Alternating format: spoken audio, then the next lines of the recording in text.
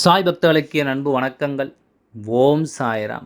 என் அன்பு குழந்தையே, இன்று இந்த சாயப்பா சொல்லக்கூடிய விஷயமானது நீ உலகமாக நினைக்கின்ற, நீயாக நினைக்கின்ற, யாருக்காக வாழ்கிறோமோ என்று நீ நினைக்கின்ற உன்னுடைய குழந்தையை பற்றியது.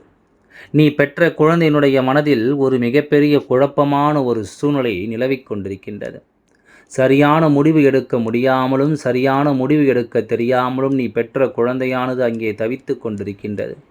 மிகுந்த மன உளைச்சலில் இருந்து கொண்டிருக்கின்றது. இந்த நேரத்தில் நீ பெற்ற பிள்ளைக்கு நீ உறுதுணையாக இருக்க வேண்டும். ஆனால் உன் குழந்தையோ உன்னிடத்தில் இந்த விஷயத்தை பற்றி வெளிப்படையாக பேசிவிட முடியாமல் இருந்து கொண்டிருக்கின்றது.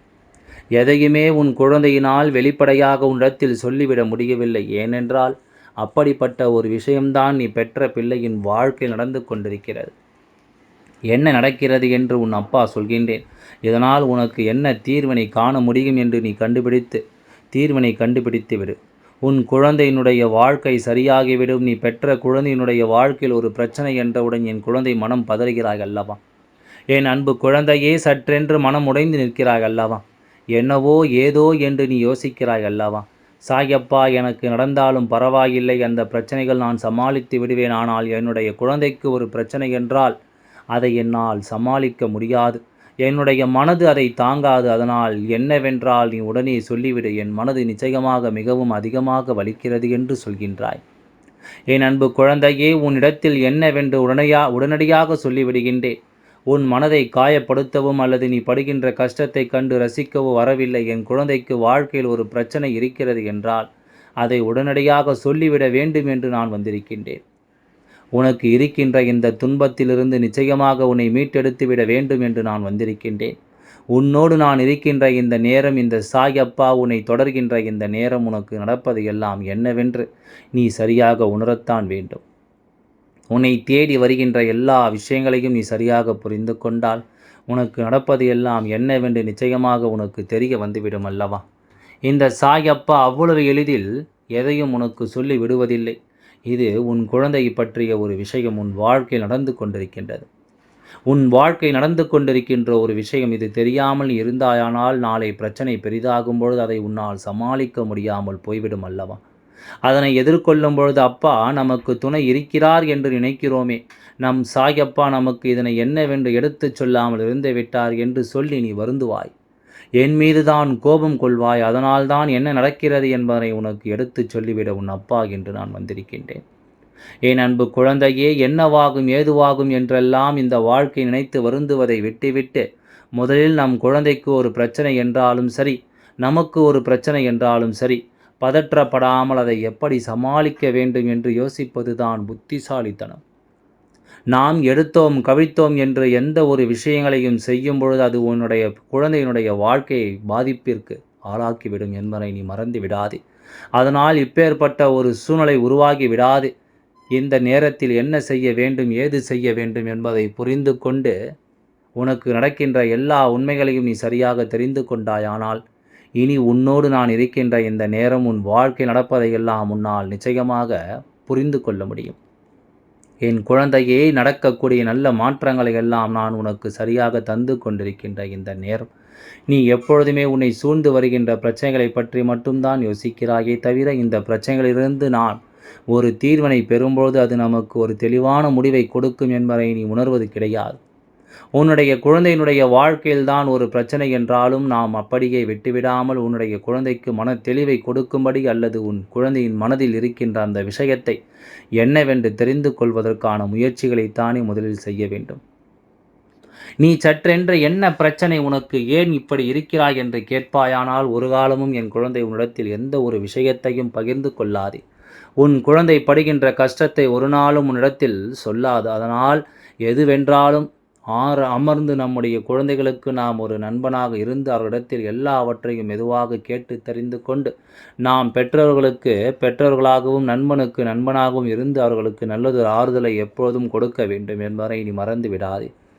என்ன நடந்தாலும் ஏது வந்தாலும் நீ ஆசைப்பட்டது எல்லாம் உனக்கு நிச்சயமாக நடக்க வேண்டும். நீ எதிர்பார்க்கின்ற எல்லாமும் இந்த வாழ்க்கை உனக்கு நல்லபடியாக மாற்றி கொடுக்க வேண்டும். உன்னை சுற்றி நடப்பதை எல்லாம் என்னவென்று நீ உணரும் பொழுது நிச்சயமாக உன்னுடைய வாழ்க்கையிலும் பெற்ற குழந்தையின் வாழ்க்கையிலும் இருக்கின்ற பிரச்சனைகள் எல்லாம் ஒன்றும் இல்லாததாக மாறிவிடும். சிறு வயதாக இருக்கும் பொழுது இப்பொழுதெல்லாம் சில விஷயங்கள் நம்மிடத்தில் மறைக்க பார்க்கிறார்கள். அப்படியானால் வளர வளர எந்த ஒரு விஷயத்தையும் யாரிடத்திலும் சொல்வதற்கு ஒருபோதும் நினைப்பதில்லை. அவர்கள் எதுவானாலும் தனக்குள்ளே போட்டு புழுங்கிக் கொள்ளத்தான் நினைக்கிறார்களே தவிர, தன்னுடைய குழந்தைகளுக்கு தானே தீர்வு காண வேண்டும் என்று தான் நினைக்கிறார்களே தவிர, ஒருபொழுதும் அவர்கள் அதை தன்னுடைய பெற்றோர்களுடன் பகிர்ந்து கொள்ள நினைப்பதில்லை.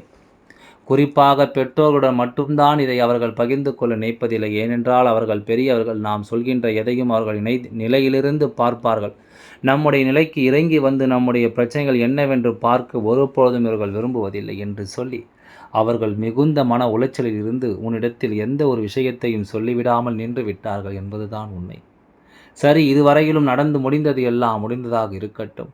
இனிமேலாவது உன் குழந்தையின் வாழ்க்கையில் இருக்கின்ற இந்த கஷ்டங்களுக்கெல்லாம் ஒரு முடிவினை என் குழந்தை உன்னால் நிச்சயமாக கொடுக்க முடியும். என்ன நடந்தது, ஏது நடந்தது, எதனால் உன் குழந்தையினுடைய மனம் உளைச்சலில் இருக்கின்றது, என்ன பிரச்சனை அவர்களுக்கு என்பதை ஒரு நண்பனாக ஒரு தோழியாக நின்று அவர்களிடத்தில் பக்குவமாக கேட்டு நீ தெரிந்து கொள்ள வேண்டும். எந்த அளவிற்கு பக்குவமாக இவர்களிடத்தில் நடந்து கொள்கிறோமோ அந்த அளவிற்கு இவர்களுடைய பிரச்சனைகளிலிருந்து அவர்களை நம்மால் மீட்டு கொண்டு வர முடியும். அந்த அளவிற்கு அவர்களினுடைய கஷ்டங்களிலிருந்து அவர்களை நல்வழிப்படுத்த முடியும். நாம் எதையுமே கோபம் கொண்டு அவர்களிடத்தில் அவசரப்பட்டோ ஆத்திரப்பட்டோ அதை கையால் நினைக்கும்பொழுது நாளை இது மிகப்பெரிய கஷ்டமாக மாறிவிடுவதற்கு ஒரு வாய்ப்பு இருக்கிறது என்பதை நீ மறந்து விடாதே. நடக்கக்கூடிய உண்மைகளும் உன்னை சூழ்ந்து வருகின்ற விஷயங்களும் எந்த நேரத்திலும் உன்னை சந்தோஷப்படுத்தும் என்பதை நீ தெரிந்து கொள்ள தயாராக இரு. என் குழந்தையே, எதையும் தேடி இந்த வாழ்க்கையில் என் குழந்தை எதையும் தொலைக்காதே. உனக்கு வருகின்ற நன்மைகளை எல்லாம் நீ சரியாக பெற்றுக்கொள்ள எப்பொழுதும் தயாராக இரு. சாய் அப்பா சொல்வது போல உன் வாழ்க்கையில் இதுவரையிலும் நீ எத்தனையோ பிரச்சனைகளை சமாளிக்கும் பொழுதெல்லாம் பதறியது இல்லை. உன் குழந்தைக்கு என்றவுடன் பதறுகிறாய் அல்லவா? அதுதான் உண்மை.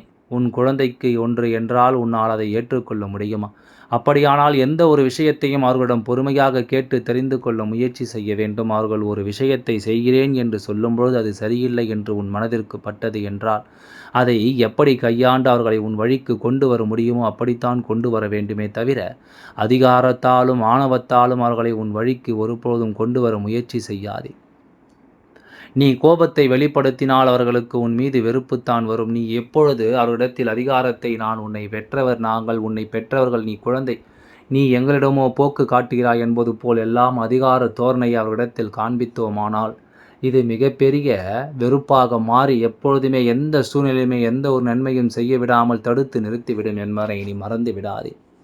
உன்னை தேடி வருகின்ற இந்த வாழ்க்கையில் இதுவரையிலும் நீ பட்டது எல்லாமும் போதும். இனி உனக்கு நடக்கக்கூடிய எல்லா விஷயங்களையும் நீ சரியாக புரிந்து கொள்ள வேண்டும். உன்னை தேடி வருகின்ற எல்லா விஷயங்களையும் நீ சரியாக உணர்ந்து கொள்ள வேண்டும். சாய் அப்பா சொன்னது உனக்கு நிச்சயமாக புரியும் என்று நம்புகின்றேன். உன் குழந்தைக்கு ஒரு பிரச்சனை இருக்கிறது. அது படிப்பு சம்பந்தமாக அல்லது தன்னோடு பழகுகின்ற யாரோ ஒருவர் நடவடிக்கை சம்பந்தமாகவும் ஒரு மன உளைச்சல் இருந்து கொண்டிருக்கிறது.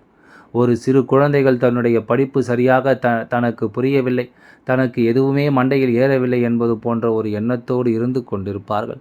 இது போன்று இருக்கின்ற மனநிலையானது நிச்சயமாக மிகுந்த மன கஷ்டத்தை அவர்களுக்கு கொடுக்கும், மன உளைச்சலை கொடுக்கும். ஒரு குழந்தைக்கு ஒரு விஷயம் வராது என்றால் நாம் அந்த விஷயத்தை அவர்களுக்கு கொஞ்சம் கொஞ்சமாக அவர்கள் மனதிற்குள் கொண்டு சேர்க்க வேண்டுமே தவிர வராது என்று சொன்னவுடன் நாம் அதனை நிறுத்திவிடக்கூடாது.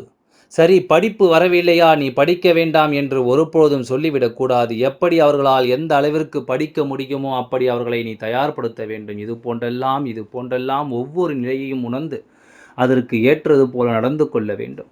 ஒரு சில பெற்றோர்கள் தன்னுடைய குழந்தையினுடைய உணர்வுகளை புரிந்து கொள்ள மறுக்கிறார்கள். ஒரு சில பெற்றோர்கள் குழந்தைகள் சொல்வதற்கெல்லாம் தலையாட்டுகிறார்கள். அவர்கள் தவறான ஒரு விஷயத்தை சொன்னால் கூட அது அவர்களுக்கு சரியென்று சொல்லி அப்படியே விட்டு விடுகின்றார்கள். படிப்பு இதனாலேயே இங்கு நிறைய குழந்தைகளுக்கு வாழ்க்கையில் இல்லாமல் இருக்கிறார்கள். அதன் அருமை அவர்களுக்கு இன்று புரியாது. நாளை எதிர்காலம் என்ற ஒன்று நிச்சயமாக அவர்களுக்கு மிகுதியான பல உளைச்சலை கொடுக்கும், மிகுதியான மன கஷ்டத்தை கொடுக்கும், மேலும் மேலும் அவர்களுக்கு மிகுந்த துன்பத்தை கொடுக்கும் என்பதை நீ மறந்து விடாதே. என்ன நடந்தது, ஏது நடந்தது என்று சொல்லி என் குழந்தை எப்பொழுதும் வருந்தி கொண்டிருக்காதே. இனி உனக்கு நான் கொடுக்கக்கூடிய விஷயங்கள் எதுவாக இருந்தாலும் உன்னை சுற்றி வந்து உனக்கான மகிழ்ச்சியை நிச்சயமாக கொடுக்கும் என்பதை நீ மறந்து விடாதே. எதிர்வரக்கூடிய நேரங்கள் இனி உனக்கு தரக்கூடிய சூழ்நிலைகள் எல்லாமே உன்னை பெரும் மகிழ்ச்சிப்படுத்தும். சாயப்பா சொன்னது போல உனக்கு இப்பொழுது பதற்றம் வேண்டாம். இந்த நல்ல விஷயங்கள் எல்லாம் நடக்கும். உனக்கு எப்பொழுதுமே நல்ல விஷயங்கள் எல்லாமும் உனக்கான மகிழ்ச்சியை நிச்சயமாக கொடுக்கும் என்பதை நீ தெரிந்து கொள்வாய். என் அன்பு குழந்தையே, சாயப்பா சொன்ன வார்த்தைகளை எல்லாம் நீ சரியாக உணர்ந்து கொள்ள வேண்டும். சாயப்பா சொல்கின்ற விஷயங்களை எல்லாம் என்னவென்று என் குழந்தை நீ நிச்சயமாக நிறைவாக தெரிந்து கொள்ள வேண்டும். அது போதும். இவை எல்லாமே உனக்கான மாறுதல்களை என்றும் உனக்கு கொடுக்கும் என்பதை நீ புரிந்து கொண்டால் அது போதும். எல்லாம் நல்லபடியாக நடந்து முடியும். ஓம் சாய்ராம். நன்றி, வணக்கம்.